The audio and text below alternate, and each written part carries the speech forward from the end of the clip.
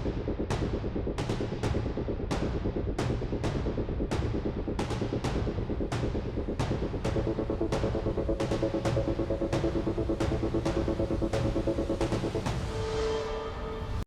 Umayyad Invasion of Gaul, from the Pyrenees to the Battle of Toulouse.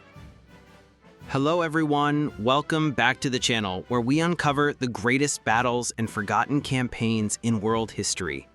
Today, we'll dive into one of the pivotal encounters between the Islamic world and Christian Europe in the early Middle Ages, the Umayyad Invasion of Gaul. This dramatic series of campaigns took place in the 8th century when Muslim armies from Al-Andalus, Islamic Spain, crossed the Pyrenees and attempted to expand their dominion into Gaul, territory ruled by the Franks and Aquitanians. From the fall of Narbonne to the decisive Battle of Toulouse in 732, this invasion shaped the course of European history. Let's explore the full story. 1. Background. From the conquest of Hispania to ambitions in Gaul. At the start of the 8th century, the Islamic Caliphate was under the Umayyads, ruling from Damascus. After conquering North Africa, Muslim forces, Arabs and Berbers, crossed the Strait of Gibraltar in 711 under Tariq ibn Ziyad.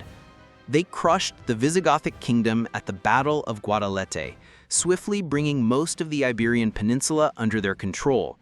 The Muslims named the land al-Andalus. Yet one Visigothic stronghold remained, Septimania, a region in southern Gaul roughly corresponding to modern-day Languedoc-Roussillon. Controlling it was strategically vital, not only to finish off the Visigoths, but also to open the road northward into Gaul. 2. The conquest of Septimania, 719 to 725. In 719, the governor of Al-Andalus, al-Sam ibn Malik al-Khawani, led an army across the Pyrenees. Narbonne, known to the Muslims as Arbuna, fell in 720. According to the Chronicle of Mossack, its inhabitants were massacred. With the fall of Narbonne, King Ardo, the last Visigothic monarch, was killed, ending the Visigothic kingdom. Although Narbonne was secured, other Gothic lords in Carcassonne and Nimes resisted. Al-Sam garrisoned Septimania, intending to integrate it permanently into Al-Andalus. In 721, he pushed north into Aquitaine, but was met at Toulouse by Duke Odo of Aquitaine. In the Battle of Toulouse, Odo ambushed and killed Al-Sam, dealing the Muslims a crushing defeat. Though they retained Narbonne, Muslim expansion northward was stalled. 3. Gothic alliances and rebellions.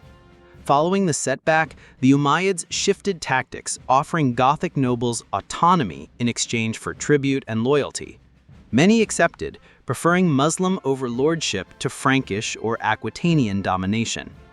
In 725, al-Sam's successor, Anbasa ibn Suhaim al-Hawali, subdued remaining Gothic resistance. Carcassonne fell, its ruler forced into submission. Nimes and other towns soon followed. By the mid-720s, almost all Septimania was under Umayyad control. However, tensions grew between Arab commanders and Berber soldiers. A Berber governor, Uthman ibn Naisa Munosa, based in Septimania, rebelled and allied with Duke Odo of Aquitaine, even marrying Odo's daughter, Lampegia. This alliance was short-lived. The new governor of Al-Andalus, al-Rahman al-Ghafiqi, crushed Munosa's revolt and executed him. 4. The campaign into Aquitaine, 732. al-Rahman then turned directly against Aquitaine. In 732, his forces crossed the Pyrenees and launched a major offensive. At the Battle of the River Garonne, near Bordeaux, Odo's army was annihilated. Bordeaux was captured, and the Muslims marched north toward Poitiers and Tours. Their target was the Basilica of Saint Martin of Tours, one of the most revered holy sites of the Franks.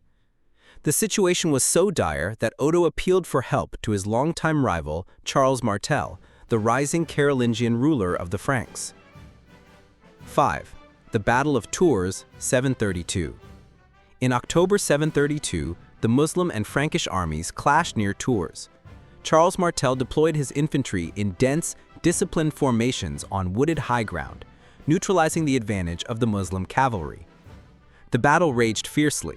Frankish discipline held while the Muslim cavalry failed to break their lines.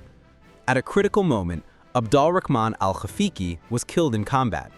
Leaderless, the Muslim army panicked and withdrew. The Battle of Tours, also known as the Battle of Poitiers, became legendary. Medieval chroniclers later hailed it as the battle that saved Christian Europe from Islamic conquest, though modern historians argue that it marked more of a strategic halt than a civilizational clash. 6. Aftermath. Continued conflict in Provence and Septimania. The defeated Tours did not end Muslim presence in Gaul. Narbonne and Septimania remained firmly under Umayyad control. In the 730s, Muslim armies, sometimes allied with local lords like Count Marentes of Marseille, campaigned in Provence, capturing Avignon, Arles, and even threatening Lyon. Charles Martel counterattacked in 736 to 737, retaking Avignon, devastating Arles, Nîmes, and Béziers, and destroying the Muslim fleet. However, Narbonne withstood siege.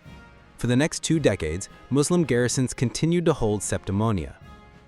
The fall of Narbonne, 759. By mid-century, turmoil within Al-Andalus weakened Muslim power. The fall of the Umayyad Caliphate in Damascus in 750 and the rise of the Abbasids shifted focus away from Gaul. In Iberia, al-Rahman I established the Emirate of Cordoba, diverting attention to internal consolidation. The Franks seized the opportunity.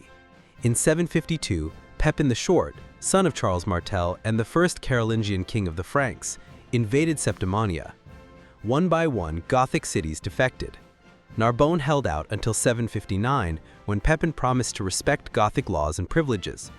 The Gothic nobles opened the gates, ending 4 decades of Muslim rule in Gaul. 8. Legacy. The Umayyad invasion of Gaul shaped the balance of power in early medieval Europe. It exposed the limits of Muslim expansion north of the Pyrenees and paved the way for the Carolingian rise under Pepin and Charlemagne.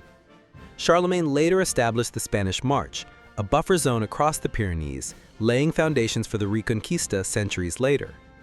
Though often remembered for the Battle of Tours, the real turning point came in 759 with the fall of Narbonne, marking the definitive end of Muslim political authority in southern Gaul.